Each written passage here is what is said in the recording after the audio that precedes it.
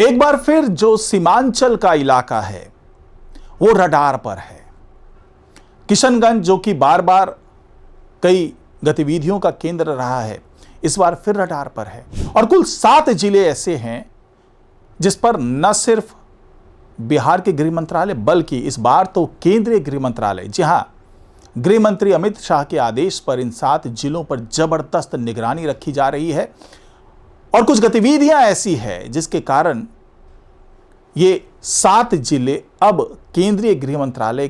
की निगरानी में हैं। और कुछ दिनों के अंदर में खुद अमित शाह यहां पे आएंगे और पूरे मामले की समीक्षा करेंगे और तमाम केंद्रीय जो सुरक्षा एजेंसी है, जो खुफिया विभाग है, वो इन 7 जिलों पर नजर बनाए हुए है। और केंद्र में एक बार फिर से किशनगंज का नाम सामने आ रहा है। तो क्या है ये पूरा मामला, जानेंगे आज की इस रिपोर्ट में, तो इसे आखिर तक जरूर देखिएगा। नमस्कार, मैं हूं डॉक्टर सुरजीत सिंह और आप देख रहे हैं YBN बिहार झारखंड। अगर आपने अभी तक इसे सब्सक्राइब नहीं किया है तो सब्सक्राइब कर लीजिए और अगर आपको ये वीडियो अच्छा लगे तो लाइक कीजिए, शेयर कीजिए और कमेंट जरूर कीजिए। तो जिस तरीके से सीमांचल का पूरा इलाका कई कारणों से सुर्खियों में रहा है, चाहे हम कटिहार की बात कर लें, चाहे पूर्णिया की बात कर लें, चाहे अररिया की बात कर लें, चाहे किशनगंज की बात कर लें, अब उसमें अगर हम सुपौल को भी जोड़ दें तो ये तो वो तमाम जिले हैं जहां पर कुछ ऐसी गतिविधियां हो रही है जिसके कारण इस पूरे जो 7 जिले हैं, अब ये जो मैंने 5 जिले बताया उसके अलावा जो पूर्वी और पश्चिमी चंपारण है, जो सीतामढ़ी का इलाका है, जो मधुबनी का इलाका है, ये वो तमाम इलाके हैं जिन पर अब निगरानी रखी जा रही है।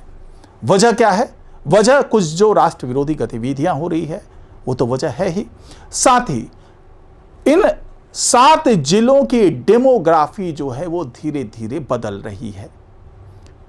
और इसका खुलासा जब हुआ तो केंद्रीय गृह मंत्रालय भी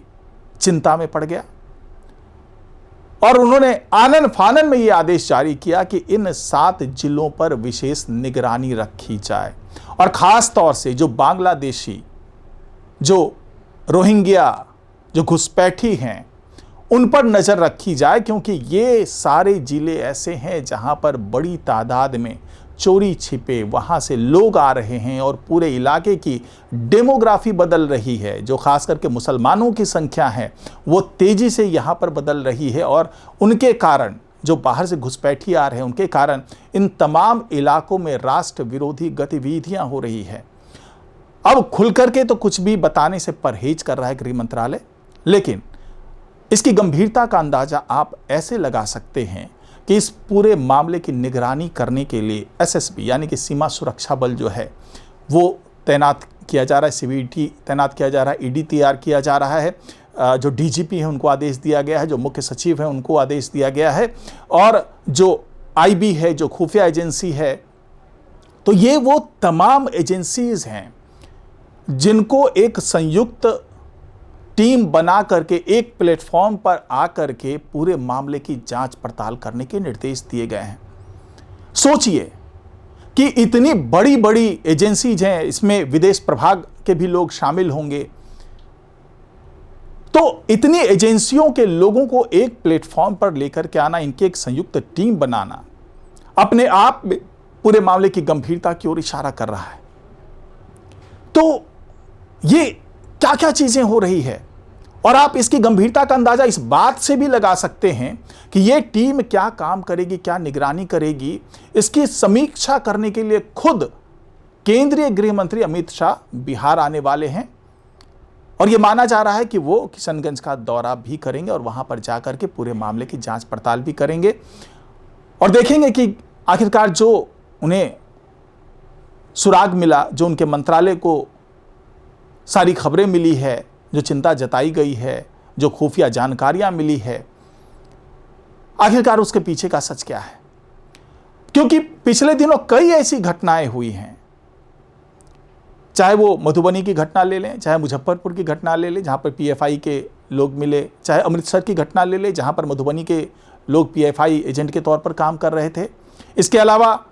कई ऐसी, जैसे गया जी में भी 2013 की बात कर ले, वहाँ से लेकर के अभी तक की बात कर ले, 2022 में मुजफ्फरपुर में इस तरह की चीज़ें देखने को मिली थी कि संदिग्ध हालात में जो लोग मिले, जैसे गजवाए हिंद सोशल मीडिया चलाने वाले लोग मिले जो कि बिहार के सारे लोग थे। तो जिस तरीके से एक राष्ट्र विरोधी गतिविधियां हो रही है, वो भी बिहार की जमीन से, और जो सीमावर्ती इलाके के हैं, चाहे वो पश्चिमी और पूर्वी चंपारण की बात कर लें, चाहे सुपौल की बात कर लें, चाहे मधुबनी की बात कर लें, चाहे सीतामढ़ी की बात कर लें, चाहे हम बात अररिया की कर लें, किशनगंज की कर लें, तो ये वो तमाम जिले हैं जो कि सीमावर्ती इलाकों में हैं और वहाँ पर बड़े आराम से चोरी छिपे बांग्लादेश से लोग पहुँच रहे हैं, म्यांमार से रोहिंग्या मुसलमान पहुँच रहे हैं, घुसपैठ कर रहे हैं और अपने एक अभियान के तहत इस पूरे इलाके की न सिर्फ डेमोग्राफी बदल रहे हैं बल्कि राष्ट्र विरोधी गतिविधियों में भी लिप्त हैं। और पिछले दिनों किशनगंज में जिस तरीके से तमाम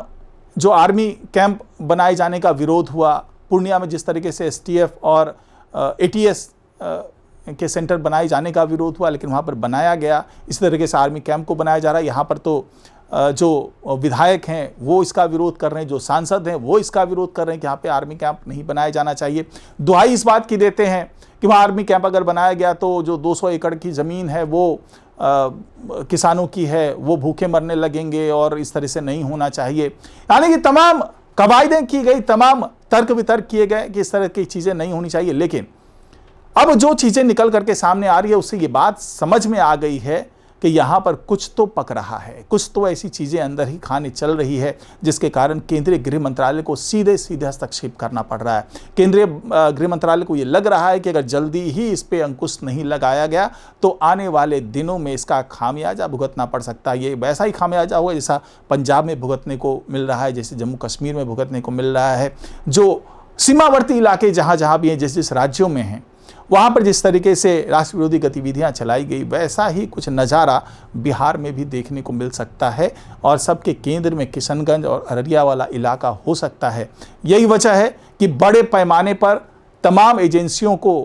जोड़ करके एक संयुक्त टीम बनाई जा रही है जो इस पूरे मामले की छानबीन करेगी और इस छानबीन करके इसकी समीक्षा करने के लिए खुद केंद्रीय गृह मंत्री अमित शाह आएंगे और जो सम्राट चौधरी हैं, जो यहाँ के गृह मंत्री हैं बिहार के, वो सब बैठ करके और ये टीम के जो तमाम पदाधिकारी होंगे, अधिकारी होंगे, सबके साथ बैठ करके एक रणनीति तैयार की जाएगी जिसके तहत आने वाले कुछ दिनों में, कुछ महीनों में उसी रणनीति के तहत काम किया जाएगा और ऐसे तमाम गतिविधियों में लिप्त जो लोग होंगे उनको भी पकड़ा जाएगा और साथ ही जो घुसपैठिए हैं उनको भी पकड़ करके वापस भेजने का काम किया जाएगा। डिटेंशन सेंटर जैसी चीज़ें बनाने की कवायद शुरू हो गई है ताकि इस तमाम गतिविधियों को समय रहते रोक दिया जाए। फिलहाल आज की रिपोर्ट में इतना ही। नमस्कार।